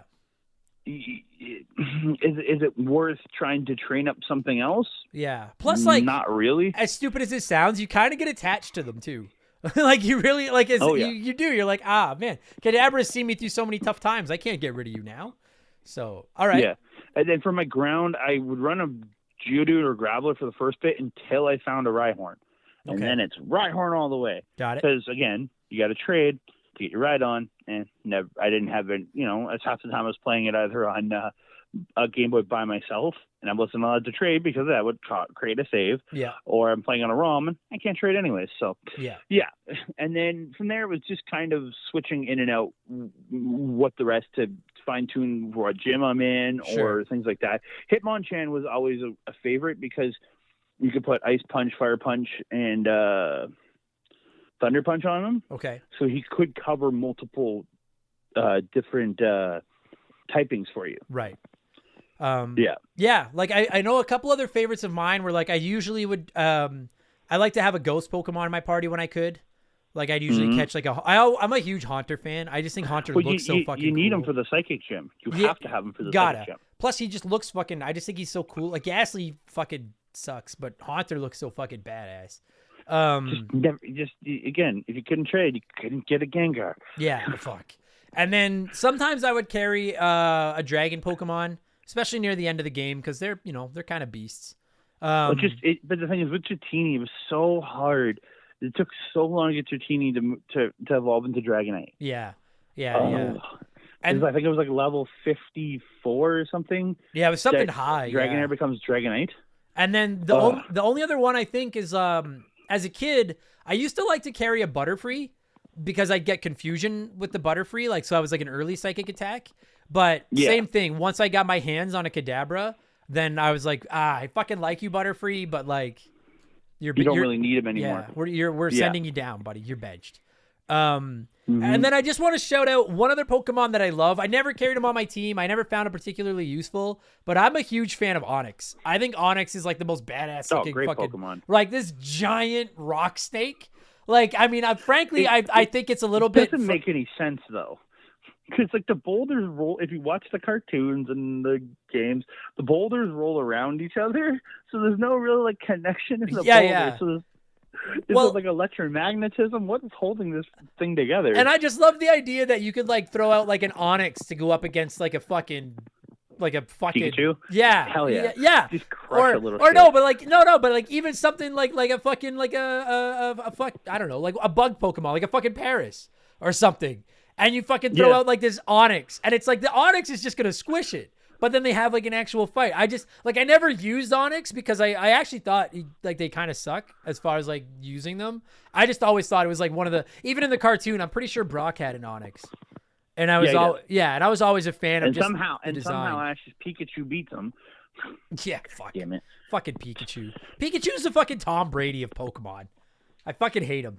Trying to think if there's any other ones. I'm trying to think if there's any other ones that I really like. Before we get into the ones that we hate, is there any other Pokemon that you're like, I'm a big fan of that one? Like, oh, sorry, I promise I'm gonna shut up in a second. But I just have to shout out Magikarp because I always talk about like Bulbasaur is my favorite starter, but Magikarp will always be my favorite Pokemon. Just because it's like I feel like I'm a little bit Magikarp. My eyes go in different directions, and I'm pretty useless in a fight. But like the lovable loser, but then like when the Magikarp finally evolves, it turns into like this. It's the ugly duckling, and it turns into this fucking giant, fucking flying water dragon thing. That's just like Gyarados, however you want to say it. That's just like the coolest looking fucking Pokemon in the world. And like to me, Magikarp is like the ultimate redemption story in Pokemon. Always will be my favorite. Always. Also, fuck Goldeen. Just like Goldeen is like Reggie, and Magikarp is like Archie. Goldeen fucking sucks. What about you? Is there any other, before we get into the ones we hate, are there other Pokemon that like maybe you don't have in your team, but that you're like partial to that you like? Scyther. I always thought like just a badass looking Pokemon. Yeah. Scyther looks like a Mega Man boss. He does. I always thought that Scyther looked like it could be a Mega Man robot master. Yeah, he's just a big badass with these scythes on his arm, and it's like, and then come Gen 2, you get Scizor. Like, I like the look of him, but he gets clamps instead of scythes. I'm like, no. Yeah. No, it needs the scythes. Yeah, Scyther's just badass as hell. Agreed. And then just a weird fascination I have with Magnemite. And that just thinking about Magnemite, it's like if in reality you'd have like to evolve them, you'd pretty much just get like 3 Magnemite and like stick them together. Then how much hell is it for those 3 Magnemites to have to be stuck together for the rest of their life? Yeah, yeah, no shit, eh? Yeah, that's fair. Okay. All right. So if those are the ones you like, I'll let you go first this time because I never shut the fuck up. Are there any Gen 1 Pokemon that you just hate? Sorry. One more. I got to shout out Meowth. And I don't think cartoon, right? Yeah, I like, because I had Pokemon Blue. Meowth wasn't even in it. I wouldn't have given a flying fuck about Meowth had it not been for the cartoon. but the cartoon made Meowth like one of my favorites. He's awesome. Oh yeah, so. he was always funny. But it's like then you play it, you have him in game, you're like, this isn't quite as good. Yeah, no, because he doesn't talk. And without the talking, you're like, now you're just a stupid cat. So, all right, the ball is in your court. Are there any Pokemon you hate? Okay, first up, Zubat. Of course. Yeah, I don't think. If somebody says they like Zubat, they like pulling wings off flies. Yeah. If you ran a poll, I would wonder if you ran a poll of Pokemon fans and asked them who their least favorite Pokemon of the original 150 are, Zubat would have to be near the bottom.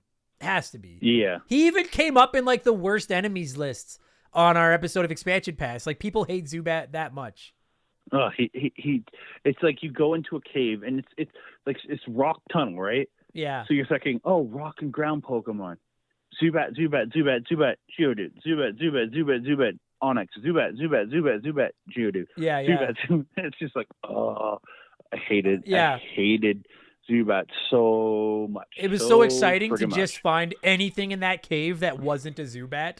You didn't even care what it was. You were just like, holy shit, somebody else. Because once you catch one, you don't ever need to see it again. Yeah, agreed.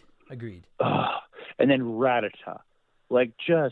His evolution is awesome in Raticate because it's like a big giant mouse, like just with giant fangs. But like Rattata is just so stupid.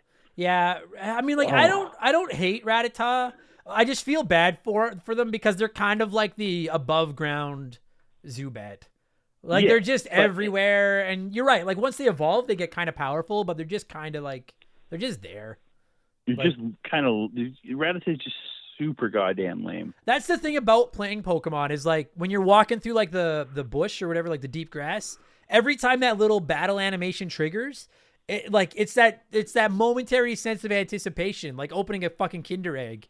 And you're just like, oh, fuck, what is it? And then sometimes you get something new and exciting, and you're like, oh. And then sometimes it's Zubat or fucking Rattata. And you're like, oh. Yeah, I get it. I understand that. And one other one, he's a favorite in further generations is Ditto. Now, the thing about Ditto is your first move is always transform. Yeah. So if you're facing somebody who's strong enough, you're going to get just smacked in the first move. Don't get me wrong, he picks up your typing, but the thing is, he copies the Pokemon there. So it's like you're not going to get a typing advantage. And breeding didn't exist in Generation 1, so he's not useful in that sense. Right. So he's kind of a pointless Pokemon to me personally. That's fair. I mean, I thought he was a cool idea. I never used him. Cool idea, but like in Gen 2 when you brought in the daycare center and like when you expanded the daycare center and have two Pokemon in breeding, the Ditto is awesome because you just find a Ditto, drop them in your daycare center, and then you just put whatever you want if you want to breed another one. Yeah, all right. I can get on board with that. Ditto becomes like an invaluable Pokemon in Generation 2, but in Generation 1, he's just, okay, you transform to the first one in this party. Yeah, he's just kind of a gimmick. That's about it. Yeah. Yeah. All right, that's fair. I'm trying to think, like I'm looking at a sheet of the 150 original Pokemon, and honestly, like I've already made my feelings on Pikachu well known. I'm not a Pikachu fan. Oh, you know who I hate? I hate even more than Pikachu, Jigglypuff. And maybe that's not a popular take, but like I hated him in the cartoon. I hate him in Smash Brothers. I hate his face. He's the Martin Prince of Pokemon. I hate him so much. And his evolution looks so much even worse. It does. Wigglytuff. You know what would make Jigglypuff fucking like okay in my book is if Wigglytuff went it went like Magikarp evolution, like it went complete 180 and turned him into this just like badass look. Like, you know what I would have designed Wigglytuff as? It would have been like I would have made him like a fucking what were they called? Did you ever read the what's the book? It has like Ponyboy, The Outsiders. Yeah, The Outsiders. Yeah. I would have made Wigglytuff look like an outsider style, like tough, like slick back hair with like the fucking t-shirt with the rolled up sleeves and like the leather jacket. And then instead of like singing lullabies like Jigglypuff does, he snaps his fingers. Like I would have made him into then it would have been okay. But instead he's just like a crappier Jigglypuff. I fucking hate Jigglypuff. Goes from turd to bigger turd. Yeah. So I hate Jigglypuff. I don't really like Pikachu. I agree with you 100%. Zubat. Zubat is the fucking Mark McHugh of Pokemon. I'll say this to Pikachu. The only saving grace for Pikachu is that you can get a Raichu. Sure. And Raichu's actually cool. Fuck, I guess. Right, yeah, all right. Raichu just looks like fucking Pikachu's big brother, but I guess that's what an evolution is. But he's his big brother that beats him up constantly. Yeah, fair enough. I'm trying to think if there's any other ones I fucking hate. Like those are really the ones that I can't. Oh, and Goldeen. Goldeen is just like, because again, Goldeen to me just feels like the pretty girl that makes fun of Magikarp. And I'm just like, you fucking wait till Magikarp fucking goes Incredible Hulk on your ass. And then you'll fucking know what's up. So, but like, I gotta say, dude, like, and I want to talk about other aspects of the game instead of just our favorite Pokemon, but like, I'm just looking at this chart of 150 right now, and it's just like the fucking, the charm and the nostalgia and everything that just comes with just looking at this sheet of 150 Pokemon is just like, and I know 151, whatever. It's just, it's just nostalgia overload. It's really fucking cool, man. This has me jonesing to play Pokemon Red and Blue again. I really want to once I'm done Arceus. Yeah, I don't know when I ever will, but I fucking want to. One thing you brought up that I wanted to and this, I don't think this is going to be a popular take. One of the reasons that I like Pokemon Red and Blue more than more recent Pokemon games is I like the lack of breeding and the lack of the shinies. And I like that there's no tag team fights and like 2 against 2s. And I like that you can't give them items to hold. I don't think you could in Red and Blue. I don't remember, but I don't think you could.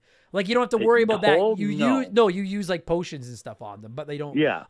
I know that I'm probably in the minority on that take, and I wouldn't like criticize you if you prefer it as it's gotten more complex.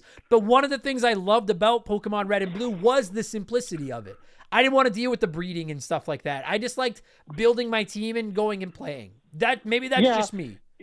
I understand. Like me personally, I like how it's evolved and the breeding to an extent. I don't breed for perfect IVs. I just breed to if I find an EV, just throw them in my daycare to have them breed with a Ditto so I can get all the evolutions, right? Things like that. But like,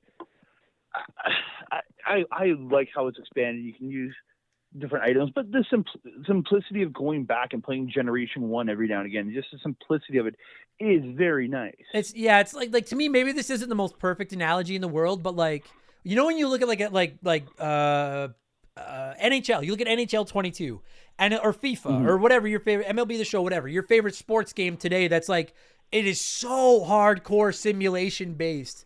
And there's definitely a market for that. These games are uber successful and everything, but like, there's something to be said for ice hockey on the NES in all of its simplicity. Or even like, to me, like I think about, NHL 22.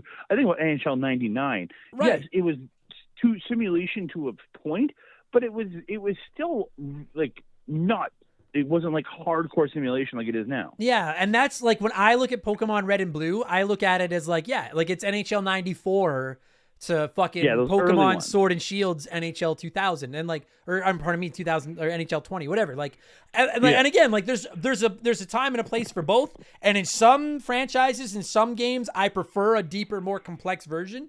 And in other games and franchises, I like the less is more type model. And when it comes to Pokemon, call me old fashioned, call me out of touch, all those things. I probably am all those things.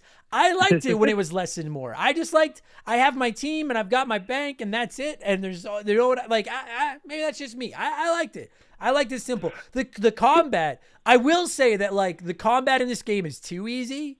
And I don't know if that's even a fair criticism to throw at Pokemon, because I don't think they're trying to be the deepest game in the world. But I will always say this, man, like, God, I wish Pokemon came with like a hard mode, where the AI just played a little strategically. One thing I wish, for hard mode, being that it literally tells you every turn what the trainer is going to bring out its next Pokemon, and it gives you the option to switch yours out. Right.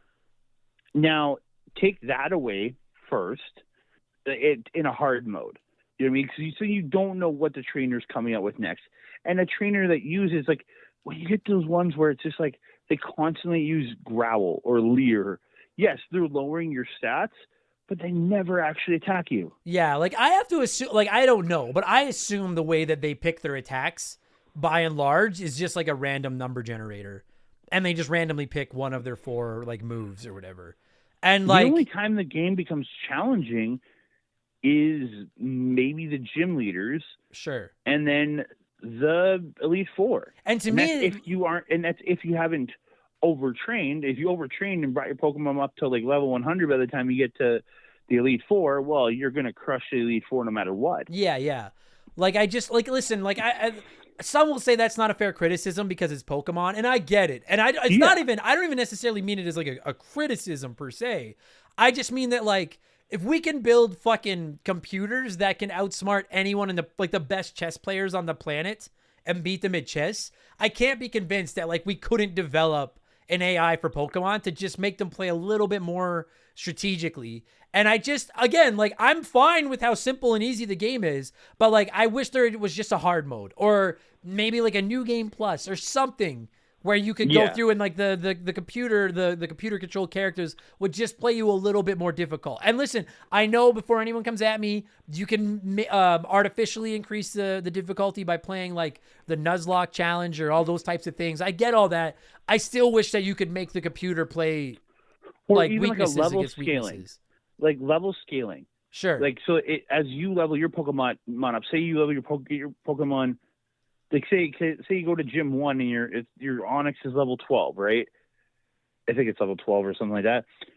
And you like, if you're smart, if you're smart, you make sure your Pokemon up at level 16 or 17, right? So that when you hit your super effective move, it kills it in one shot. Like things like that, right? Yeah. Where maybe a level scaling system that if you got your Pokemon to level 16, maybe all theirs are around level 15, 16. Just like a level scaling would make a bigger challenge in that game. Yeah, I because agree. then you're always fighting something, maybe not the wild Pokemon, but at least the trainers and stuff. And yeah. I don't even like, to be honest with you, like it's less about like Pokemon Red and Blue having that, because I get this was like the first entries in the series and all that kind of stuff. I just like maybe even in future iterations. Like I played Pokemon Sword and Shield a couple years ago, and I really liked those games, but I just was like, we still haven't gotten to the point where the computer will like really play strategically if you want them to. Like that's all I'm asking is I just wish that they would do a little bit more of in that. Sword and Shield. He was the biggest turd rival to ever in any game. Yeah, and he's annoying and he sucks.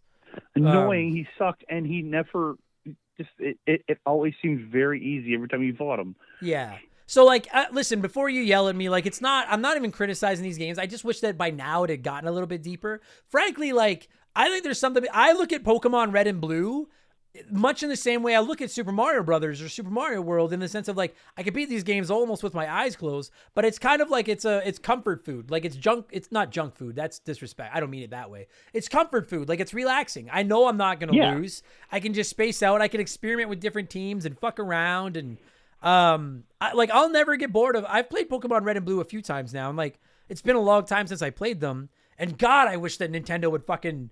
I know that there's Let's Go Pikachu and Eevee, but like I wish they were on the eShop just as they were originally. So you're saying you want to space out and try new teams, right? Yeah.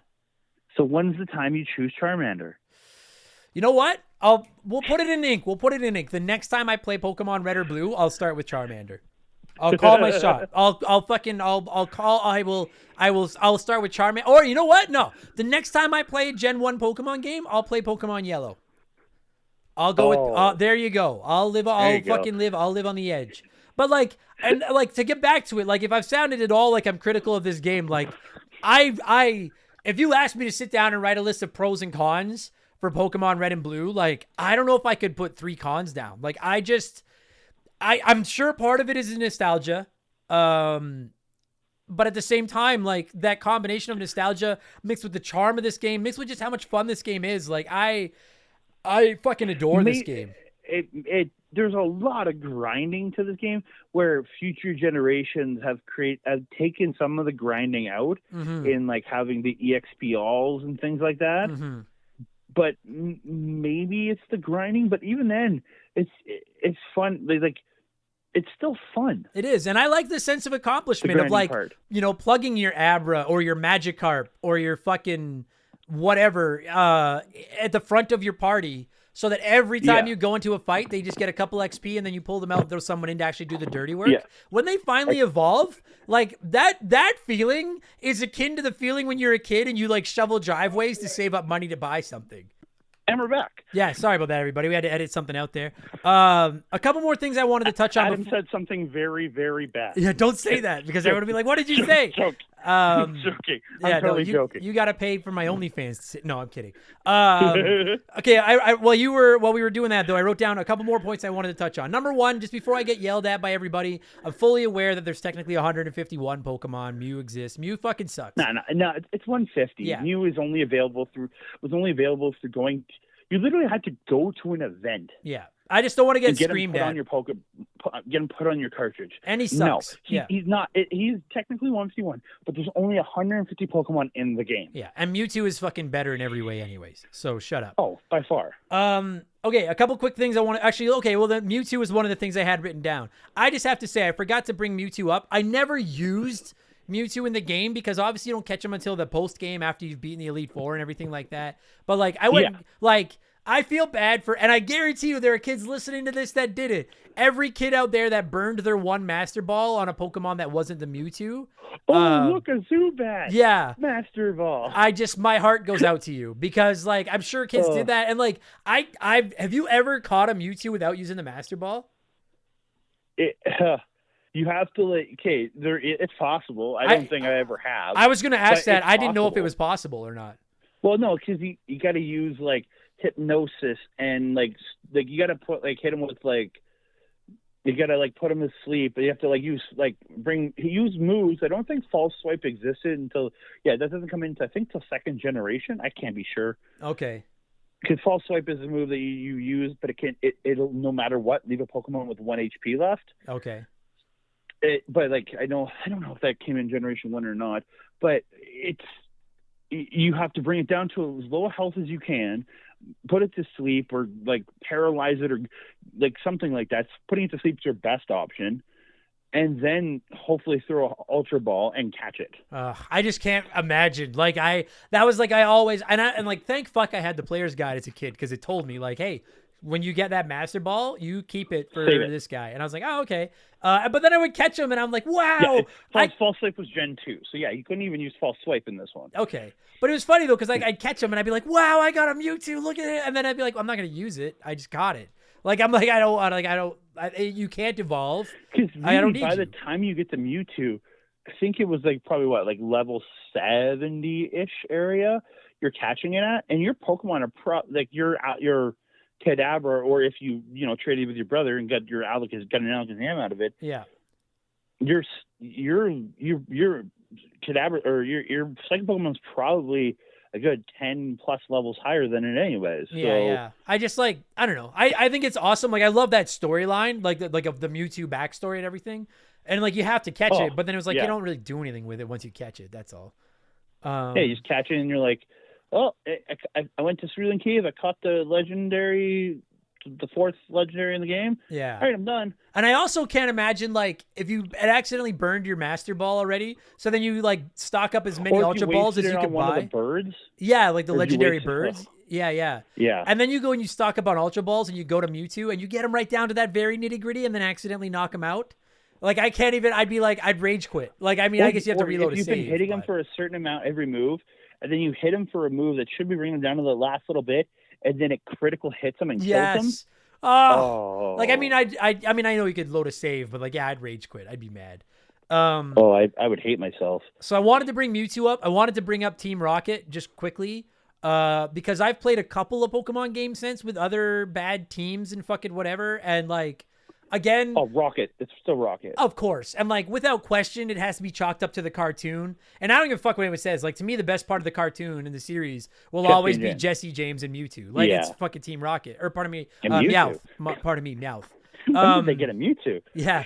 But, I love Team Rocket. I'll always have a soft spot for Team... I think the name is cool. Yeah. I think they look cool. And the cool thing about Yellow is the Yellow has Jesse and James in it. Oh, is that right? I didn't know that. Oh, yeah, because Yellow came out a year or two after Red and Blue, and the cartoon was already airing, so they edited in some of the Rocket people you fight were Jesse and James. That's fucking sick. Did they have their actual Pokemon from the cartoon too? They have Ekans, Victory Bell, that's sick. a couple others I can't remember, but yeah. I love Jesse and James so much. Oh yeah. God, I love Team Rocket. So yeah, I wanted to bring up Team Rocket quickly. And then the final thing, and then if there's anything else I've forgotten that you want to bring up, by all means. But the other thing I wanted to shout out was just, I never really used most of the Pokemon I caught in there, but I spent like an ungodly amount of time as a kid in the Safari Zone. Like, so much time. Well, it's the only way you can get Scyther. Right. Like, oh yeah, that's right. Is it? I guess, yeah, it would be. But like, what I found exciting about it was like it was always exciting when you found a new area in the game because you'd find new Pokemon like in the grass and stuff like that, which was always neat. But like to go to the Safari Zone and know that just like, oh, there's a whole bunch of like, it's just such a crapshoot. I think there was like 4 zones or something in it. Yeah. But like you only had 500 steps. And that's right. Like, that's where you find surf is in the Safari Zone. Right. And you have to do it strategically because it's on the far end of the Safari Zone to get surf. So you had to strategically, you couldn't waste your steps getting surf.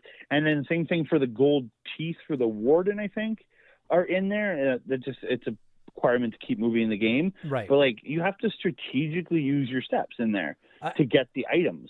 I just loved going back there, like in the end game and stuff like I remember like back in the day, like I would put on like a CD or something. That ages me. But I would put on some music and I would just sit in my room and just grind around the Safari Zone. And every single time that battle animation queued up, you were like, it could be a brand new, like, what is it? You know what I loved that. Cause like, you would experience that out in the regular areas, but only to a certain extent, you know, and then you'd be like, all right, I've seen everything that this area has to offer. But I had to shout it out because like that's my favorite part of the game is walking around in the Safari Zone. I fucking loved it in there. Well, they had it because it was different. You know what I mean? Yes. It was different. I'm looking at the Pokemon there, and like you got Execute in there. By the way, shout out to Execute. Chansey's in there too. Chansey kind of sucks. And Pinsir and Scyther in there, red versus blue. Like Pinsir was blue, Scyther was red. Ugh. I wonder if the reason they came up with the Safari Zone was because they were designing the game and they're like, we still have like all these Pokemon that we haven't figured out where to put them yet. So then they were like, well, why don't we just... You could catch Dratini in there too if you had the Super Rod. Right.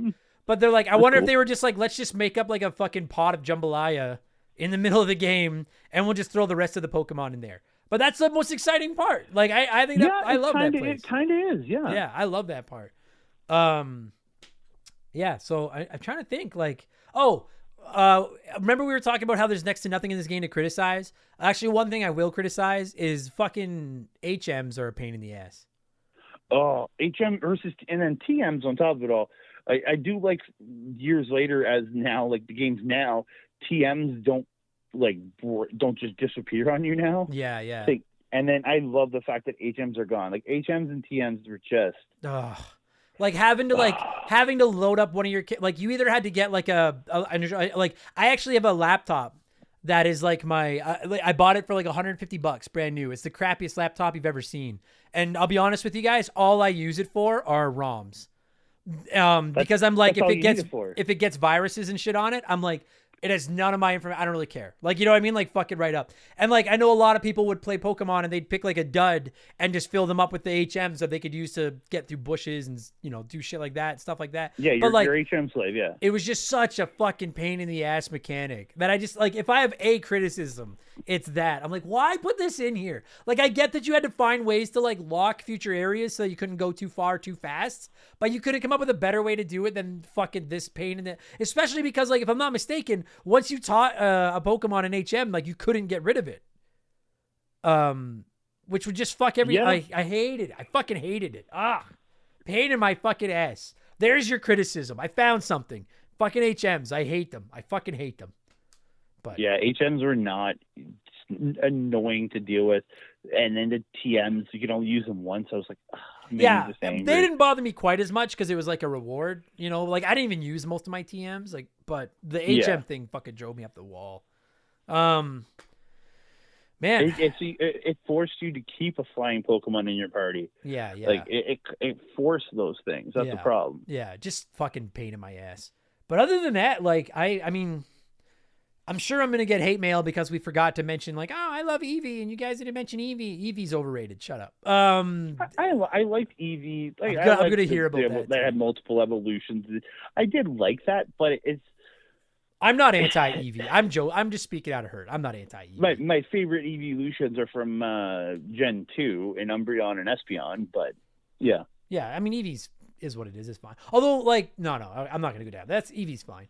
But like other than that, like I just outside of like a couple of minor criticisms, like I just love this. Like this game just is my childhood. It's so many of our childhoods, and it obviously launched like one of the biggest franchises ever. Arguably the biggest franchise. Like I'll die on the hill that like to me this game is Super Mario Brothers. Like it's that important.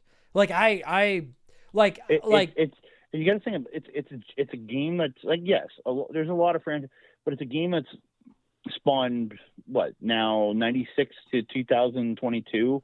Yeah, and it's one of the most purchased game franchises there is. Yeah. It's one of the most money-making franchises. I think it is. Like, if I'm not mistaken, I think it is. Like the biggest, the highest earning ever. Yeah. Between movies, television, toys, cards, video games, and all the other plethora of things that Pokemon Go into. Pokemon Go alone. Like, look at what Go spawned. Go spawned so many clones of that game. You had the Jurassic Park ones. You had so many other ones. You had the Harry Potter one. But so many people cloned that because of the popularity of Go. So I'm looking at a list right now. As of January 2021, Pokemon is the highest earning revenue-wise franchise in any form of media in the world. It's earned over $100 billion US as of January of last year. And then number 2 is Hello Kitty. But a little bit of surprise, but again, when you said Hello Kitty's been around even longer, right? Way longer. But when you factor in all the different it's not just like you said, it's not just the games, it's the movies, the TV shows, the cards, Pokemon Go, toys, blah blah blah blah blah. Yep. Then you factor in the fact, again, getting back to the seedy underbelly of Pokemon, the fact that they don't just sell you one copy, but they always seem to find a way to sell you at least 2, and on and on and on, and it's just like. But the thing about it is, like, I don't hate it for that. You know what I mean? Like, I'm like, I don't understand how anybody could hate this franchise. If you hate certain games in the franchise or you hate certain Pokemon in the franchise, sure. But like, it's Pokemon. It's like, to me, like the Mount Everest of like game, like Super Mario Brothers is there. Maybe not a popular take, but based on what it did for first person shooters on consoles, I would argue that like Halo is on like that level, like the first Halo Combat Evolved. I would agree with that because like Halo came out roughly around the same time like Call of Duty did, right? I think a little bit before, but Halo was the grandfather, There's Pokemon certain did the same thing. Yeah, there's games that have just changed the industry forever, and Pokemon Red and Blue are there. The platformer, Pokemon for the RPG. It's just so big. Pokemon made RPGs existed. Final Fantasy came out the first one in 87. You had Dragon Warrior, things like that. But like Pokemon was the game that made the RPG like they gave everybody the ability to finally experience and enjoy an RPG. Yeah, and not everybody could grind through could do the grind of a Final Fantasy or an Earthbound. And then putting it on the Game Boy, like to put it on the Game Boy was as opposed to making it like a Super Nintendo game was just genius. Like I don't care. Like, listen, you all know how much I love Tetris. And I think Link's Awakening is great, and I love some of the Mario Land games, but like Pokemon Red and Blue are the defining titles of the original Game Boy. Like they are the best games on the original Game Boy. It's them and Tetris. Those are the 2 defining games of the Game Boy. No question. I love it. Love it. Yeah. So I guess the easy way to score these is out of 150. Fuck you, we're not doing 151. Fuck you. No, 150. So out of 150, the ball is in your court. If you were to score Pokemon Red and Blue out of 150, what would you score it? I'm going 146. That's pretty good. Yeah. Yeah. It's taking one away for Pikachu because he's a turd. Taking one away for Jigglypuff because he's another turd. Wait, fucking Jigglypuff. Jigglypuff so much. Yeah, like, but you're not wrong. Like, I was really tempted to give this game the elusive perfect score. I'm not going to because the HMs irritate me. But like, it's in that like 145, 147. Like, it's practically perfect. Like, I adore this fucking, and I don't even like RPGs that much, and I fucking adore this fucking game. Like these two games, Pokemon Red and Blue. I'm praying, like, Nintendo, I know you're listening to this. Like, for the love of fuck, I know we got Let's Go and all that kind of stuff, but like, just take Pokemon Red, Blue, Yellow and put them on the eShop. $10. I'll buy them. I would pay for that. Me too. I would give me, even if you're gonna charge me $40 or $50 for Red, I would pay it. Like, I don't know if I'd pay the $80 price tag for that game now, but like $40. If you put online, like put online trading in it, online, and I'd be good. Like instead of link cable, just trade online. The thing is everybody want, like, people that want Game Boy games on the Switch. Like, if you release not Game Boy Color, not Game Boy Advance, if you take Game Boy games and put them on the Switch online and don't include Pokemon Red and Blue, that library is fucking paper thin. But why would they include Pokemon Red and Blue when they know they can sell them to us?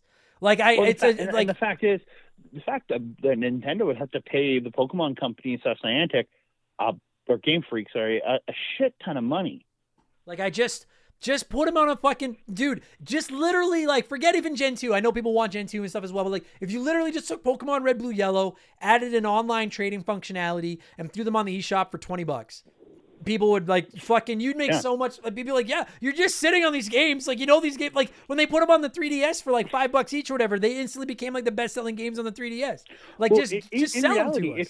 If you did it with, even if you use Fire Red and Leaf Green, at least it gives you that original way. Yeah, it's going to have breeding and a couple other things added to it, but those games could be easily ported. Like, I think easier ported to do online trading than the originals. You'd have to do some recoding in the originals, but it can't be that hard. No, I agree. Well, all right. Well, this is, like I said at the beginning of this episode, this is the second time we've recorded this episode, so that makes it the third fucking time that I've talked Pokemon Red and Blue on this show. If you've got any hate mail, if you're like, oh, you guys forgot to mention this or this, send it to @ThatCanadaDude on social media, not me. And also, please just remember, you all know what Remember the Game is. This is not a fucking history lesson. This is just an idiot and his friends talking about our memories of video games. And if that's, I have great fucking memories of these games. I adore Pokemon Red and Blue. And that said, I'm never doing a podcast about them again. We've fucking done 3. That's enough. So, Andre, thank you for fucking your patience to have to record this twice. And thank you for giving me a call. I really appreciate it, buddy. No problem, man. I'm happy to.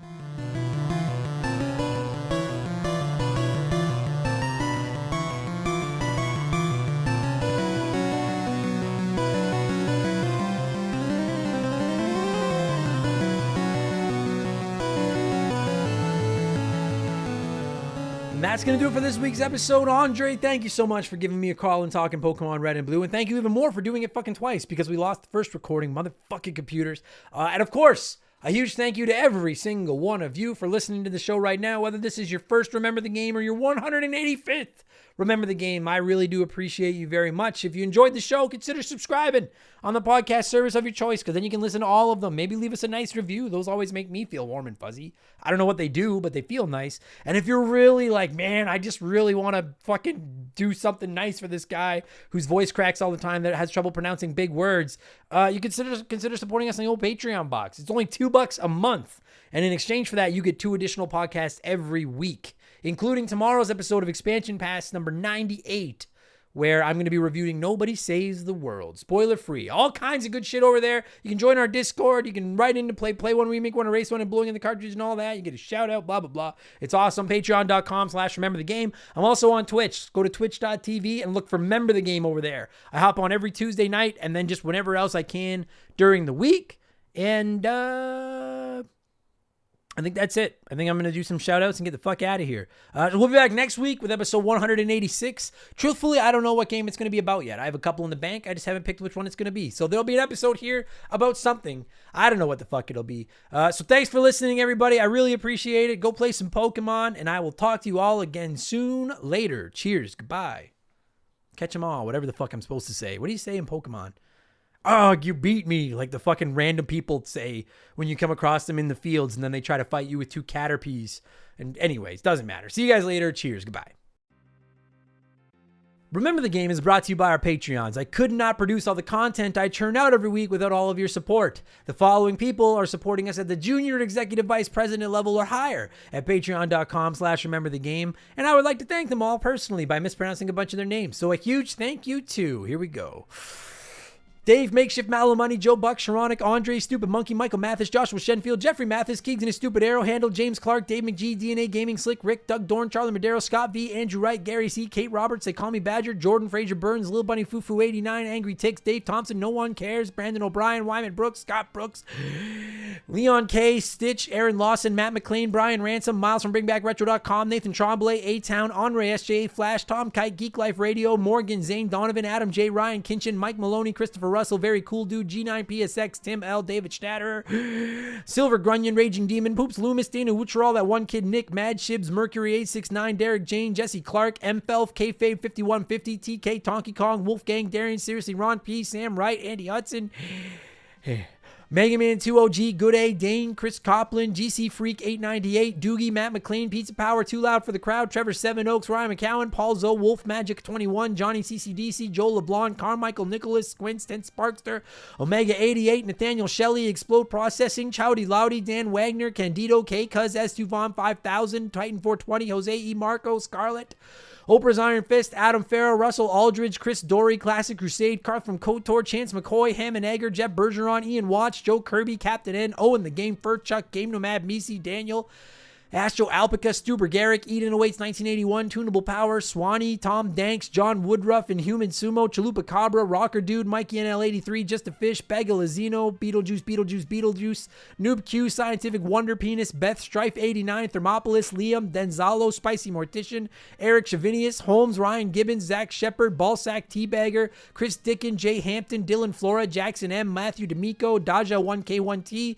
Clayton Robertson, Frosty Feet 492, Britt O'Neill, all the good names were taken. Hulk Hogan's brother, Chris Larkin, Austin Cook, Kyle Shreve, Matthew Salmon, Elijah Burns, Nicholas Kulik, Ocelot of Woe, Stephen Parnell, Jolt Addict 21, Aaron Price, Meat on the Bone, Dakabai, Tomicus, Sean Dillinger, Punk Rock Geek, Justin Zabrocki, Frozen Interior, Raysan Wantongo, Brandon Basham, Zach Coiner, DBXJ, Ryan Shimmick, Jameer Williams, Jared Pierce, Steve Dalp, Lone Cart, Gannon 144, Phil McCracken, Double D, Sid's Good Leg, Trav H, Mizuru, Tekmalin, Declan McGarry, I'm gonna go okay, Nicholas Chaffee, David Marcus, Urus, Dr. Mario, Vaughn, Jordan Salm, Burnout Doug Keeney, Kyle, Scott Graham, Tyler, Brad Levron, Aaron Kedvis, Dissect That Film, Phil Lenchers, Breadcrumb, Spencer Whitledge, Illegal Amigo 69, Ruben Elizald, Eric James, Tom Arkley, Thomas Childs, Big Sum 1, Sean Turner, Bill Kirby, Lucas Pico, Andrew Pritchard, Ben Paul, Junkyard Dog, Sean, Triforce, Tony, Laces Out, Dan, Jonathan Everidge, Adrian, Mad Dog Counting, Brad Beardsley, Spazernaut,